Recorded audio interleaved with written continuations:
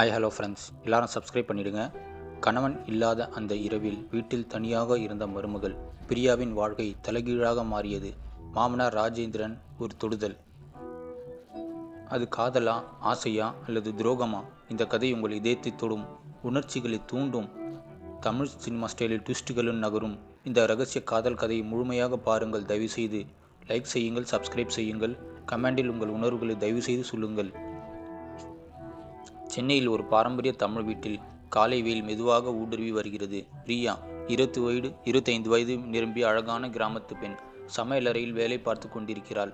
அவள் அணிந்திருக்கும் சேலை அவளுடைய அழகை இன்னும் அதிகமாக்குகிறது. அவள் மாமனார் ராஜேந்திரனை அன்புடன் அத்தை என்று அழைப்பது தமிழ் குடும்பங்களில் பாசத்திற்கு நினைவூட்டுகிறது.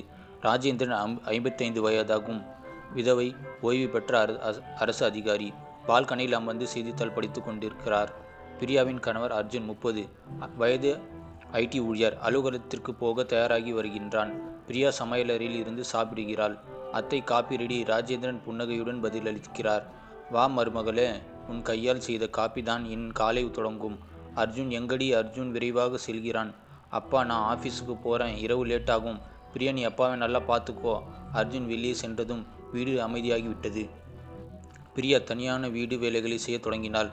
ராஜேந்திரன் தொலைவில் இருந்து அவளை பார்த்து கொண்டிருக்கிறார். அவளின் முகத்தில் ஒரு தனிமையான சோகம் தெரிகிறது. திடீரென்று பிரியா ஒரு பழைய போட்டோ ஆல்பத்தை எடுத்து பார்க்கிறாள். அதில் ராஜேந்திரன் இளமையான காலம் படம் இருக்கிறது. அவர் அப்போது எவ்வளவு அழகாக இருந்தார். அவள் லேசாக சிரிக்க ஆரம்பித்தாள்.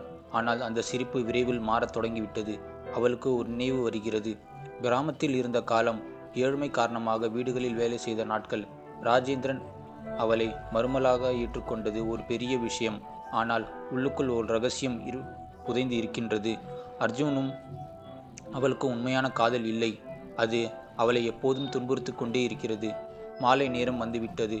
வானம் இருட்டி கொண்டிருந்தது. மழைச்சாரல்கள் சிறிது சிறிதாக பெய்ய தொடங்கிவிட்டன. பிரியா வீட்டின் பின்புறத்தில் துணிகளை உலர வைத்து கொண்டிருந்தாள். அவள் மனம் கொஞ்சம் கொஞ்சமாக அலைபாய்ந்து கொண்டே இருந்தது. காலையில் அர்ஜுன் போனது வீடும் இன்னும் அமைதியாகவே இருக்கின்றது என்று தோன்றுகிறது. திடீரென்று உள்ளே இருந்த ராஜேந்திரன் குரல் கேட்டது. பிரியா, கொஞ்சம் இங்க வாமா. அவள் துணியை விட்டுவிட்டு உள்ளே சென்றாள். ராஜேந்திரன் தனியாக அமர்ந்திருந்தால் அவன் ரூமில். அவரின் முகத்தில் ஒரு சோகம் தெரிந்து கொண்டே இருந்தது. அவரின் மனைவி போய் பல வருடங்கள் ஆகிவிட்டன. தனிமையில் தவிக்கிறார். அந்த தனிமை அவரை எப்போதும் வாட்டி வதைத்து கொண்டிருக்கிறது. ராஜேந்திரன் சோகமான குரலில் சொன்னார். பிரியா, உன் அம்மா போய் பல வருஷம் ஆயிடுச்சு. இந்த வீட்டில் இப்போ நான் தனியாக தான் உயிர் பெறுது. பிரியா பாசத்துடன் பதிலளித்தார். அத்தை, நீங்கள் தான் எனக்கு எல்லாமே. அர்ஜுன் எப்போவுமே பிஸியாக இருக்கான். அவள் கண்கள் லேசாக கலங்கின. அந்த தருணத்தில் ராஜேந்திரன் அவளுக்கு ஒரு பழைய நெக்லஸை எடுத்து கொடுத்தார். இது என் பொண்டாட்டியோடது, நீயே வச்சுக்கோ அப்படின்னு சொன்னார். இது உன் அம்மாவோடது, இப்போ உனக்கு தான் என்று சொன்னார். பிரியா அதை அணிந்து கொண்டாள். அப்போது அவரின் கைகள் அவள் கழுத்தில் மேல் பட்டது என நெக்லஸ் போட்டான். அது ஒரு மின்சாரம் போல உணர்வுகளை ஏற்படுத்திவிட்டது. இருவரும் ஒரு கணம் ஒருவர் பார்த்து கண்களில் பேசிக்கொண்டனர். ஆனால் பிரியா விரைவாக விலகி கொண்டார். சற்று நேரத்தில் அர்ஜுனும் ஃபோன் செய்தது. கால் வந்தது. பிரியா, நான் வெளியே போகிறேன், ஒரு வாரம் வரமாட்டேன், வீட்டுக்குள்ளேயே இரு, நீ அப்பாவை பார்த்துக்கோ என்றான். பிரியா அதிர்ச்சி அடைந்தாள். அவள் முகம் வாடிக்கொண்டு இருந்தது. ராஜேந்திரன் அவளை ஆறுதல் படுத்தி கொண்டார். கவலைப்படாதேம்மா, நான் இருக்க உன்னோட. அந்த வார்த்தைகள் அவளுக்குள் ஒரு புதிய உணர்வை ஏற்படுத்தி கொண்டே இருந்தது. அன்பும் ஆசையும் கலர்ந்த உணர்ச்சிகள் அங்கே தொடங்கிவிட்டன. மாமனாருக்கும் மருமகளுக்கும் இடையில். இந்த இரவு ஆழ்ந்து விட்டது. வீடு முழுவதும் இருட்டு சூழ்ந்திருந்தது. பிரியா படுக்கையில் புரண்டு கொண்டிருந்தாள். தூக்கம் வரவே இல்லை. அர்ஜுன் வெளியூர் போயிருக்கிறான். அந்த தனிமை அவளை இன்னும் வாட்டி வதைக்கிறது. திடீரென்று கதவு லேசாக திறக்கும் சத்தம் கேட்டது. ராஜேந்திரன் ஒரு கப் டீயுடன் உள்ளே வந்தார். பிரியா, தூங்கலையாமா? கொஞ்சம் டீ குடி, மனசு அமைதியாகும் என்று அன்புடன் சொன்னார். பிரியா எழுந்து அமர்ந்தாள். அவரிடம் இருந்து டீயை வாங்கினாள். இருவரும் அமர்ந்து பேச தொடங்கிவிட்டார்கள். பிரியாவின் கிராம வாழ்க்கை பற்றியும் பிரியா உணர்ச்சியுடன் சொன்னாள். மாமா, நான் ஏழ்மையில் வளர்ந்தேன், வேலைக்காரியாக இருந்தேன், வீடுகளில் உழைத்து சாப்பிட்ட நாட்கள். உங்கள் கல்யாணம் பண்ணியது எனக்கு பெரிய விஷயம். ஒரு புது வாழ்க்கை எனக்கு கிடைச்சிச்சு. ராஜேந்திரன் அன்புடன் பதிலளித்தார். நீ என் மகள் மாதிரி பிரியா. ஆனால் அவர் தயங்கினார். வார்த்தைகள் வராமல் நின்று விட்டனர். அந்த நிமிடம் பிரியாவின் ஃபோன் ஒலித்து கொண்டே இருந்தது. அது அர்ஜுனின் தோழி சந்திரா. பிரியா, அர்ஜுன் என்னோட இருக்கான், நாங்கள் சேர்ந்து இருக்கோம் என்று சொன்னாள். பிரியா அதிர்ச்சியில் ஃபோனை தவறவிட்டாள். அவள் உடல் நடுங்கிவிட்டது. கண்ணீர் பெருக்கி எடுத்தது. அவள் உடைந்து போனாள். ராஜேந்திரன் இதை பார்த்து அதிர்ந்து விட்டார். ஃபோனை எடுத்து பார்த்தார். அவருக்கு கோபம் கொப்பளித்து கொண்டே இருந்தது உடல் முழுவதும். ஆனால் பிரியாவை பார்த்து அமைதியானார். கவலைப்படாதேம்மா, நான் இருக்க உன்னோடு என்ன அரவணைத்து தேற்றினார். தோளில் தன் கையை வைத்து ஆறுதல் கூறினாள். ஏனால் பிரியா அழுது கொண்டே இருந்தாள். அந்த தருணத்தில் அவர்களுக்கிடையே ஒரு புதிய நெருக்கம், உணர்வும் அன்பும் காதலும் உருவானது. பிரியாவுக்கு திடீரென்று ஒரு நினைவு வந்தது. கிராமத்தில் ஒரு ஆள் ராஜேந்திரன் போலவே இருந்தவன். அவன் மீது அவளுக்கு காதல் இருந்தது. ஆனால் அது தோல்வியில் முடிந்தது. அந்த நினைவுகள் அவளை இன்னும் குழப்பத்தில் ஆழ்த்திவிட்டது. அடுத்த சில நாட்கள் வீடு முழுக்க ஒரு வித்தியாசமான அமைதியும் நெருக்கமும் இரண்டு பேருக்கு நடுவில் நிரம்பியிருந்தது. அர்ஜுன் வெளியூரில் இருந்தான். பிரியாவும் ராஜேந்திரனும் தனியாகவே இருந்தார்கள். காலை நேரத்தில் சமையலறையில் இருவரும் சேர்ந்து சமைத்து சாப்பிடுவார்கள். பிரியா காய்கறியில் நறுக்க, ராஜேந்திரன் அடுப்பில் பொரியல் சாம்பாரை வைக்க உதவுவான். சிரிப்பும் சின்ன சின்ன பேச்சும் வீட்டில் நிரம்பிக் கொண்டே இருந்தனர். மாலையில் தோட்டத்தில் நின்று இருவரும் பேசுவார்கள். ராஜேந்திரன் ஒரு பூ எடுத்து பிரியாவின் தலையில் வைப்பார். அவர் கண்களில் அன்பும் கவலையும் கலந்திருந்தது.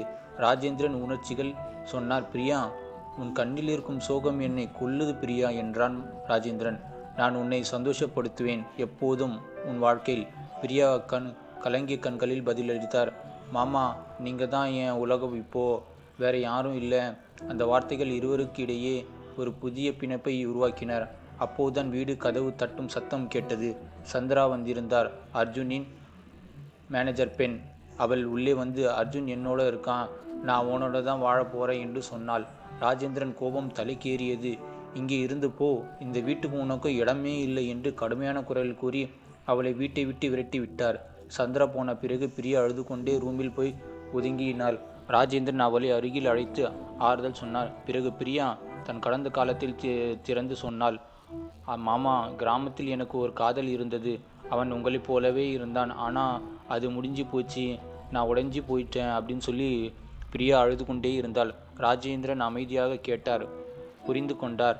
நீ தனியா இல்லை பிரியா, இனி நான் உன் கூட இருப்பேன் எப்பவுமே என்று ஆறுதல் கூறினான்.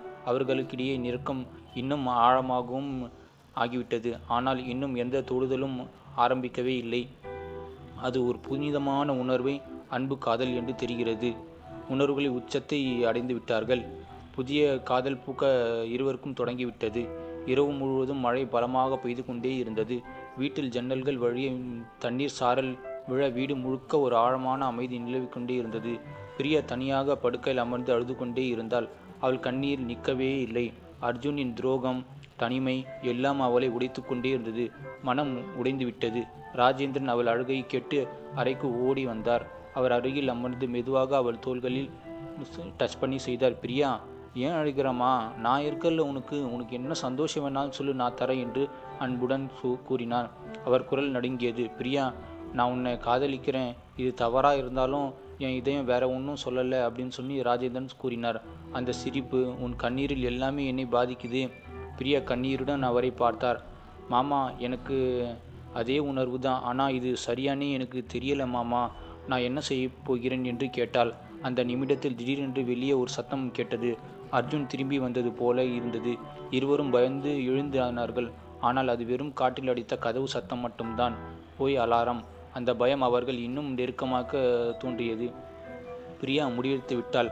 மாமா, நான் உங்களோட தான் இருப்பேன் கடைசி வரைக்கும். இனி என் வாழ்க்கை உங்களோட தான் என்று சொன்னால் நெஞ்சில் சத்தியம் வைத்து. ராஜேந்திரன் அவர்கள் அருகில் இழுத்து விளையாடலாமா என்று கேட்டாள். அவளும் ஓகே என்று சொன்னார். இருவரும் ஒருவருக்கொருவர் பார்த்து, ஏதாவது விளையாடலாமா, அப்பா விளையாட்டு என்று கேட்டார். கண்களில் காதலும் ஆசையும் நிரம்பிக் கொண்டே இருந்தது. மெதுவாக உணர்ச்சி அவர்கள் ஒரு உம்மா கொடுத்தார்கள். அவர்கள் உம்மா எல்லா இடத்திலும் கொடுத்தார்கள். அந்த உம்மா துன்பங்கள் கரைந்து விட்டனர். பின்னர் அவர்கள் உடல்களில் ஏதோ ஒன்று பண்ணினார்கள். அவர்கள் அம்மா அப்பா மகிழ்ச்சியாக விளையாடினார்கள். இதயம் வெடித்தது. இதயத்தில் ஒரு துடிப்பில் அடித்தது. அது ஒரு தடை செய்யப்பட்ட உச்சம். காதல் ஆழமான ஒரு முழு உணர்ச்சியுடன் விளையாடினார்கள். அந்த இரவு அவர்களுக்கு புதிய உலகத்தையே தந்தது. இந்த இரகசிய காதல் இங்கே முடிந்தது. ஆனால் உங்கள் இதயத்தில் தொடரும். என்ன நடக்கும் அடுத்த கமெண்ட் ஏதாவது வேணுமா, அடுத்த சாப்டர் ஏதாவது வேணுமா, கமெண்டில் தயவுசெய்து சொல்லுங்கள். லைக்கில் ஷேரும் செய்யுங்கள், சப்ஸ்கிரைப் பண்ணுங்கள். அடுத்த ஸ்டோரி விரைவில் வருது. அடுத்த பாகம். உங்கள் அன்புக்கு நன்றி. நன்றி, வணக்கம்.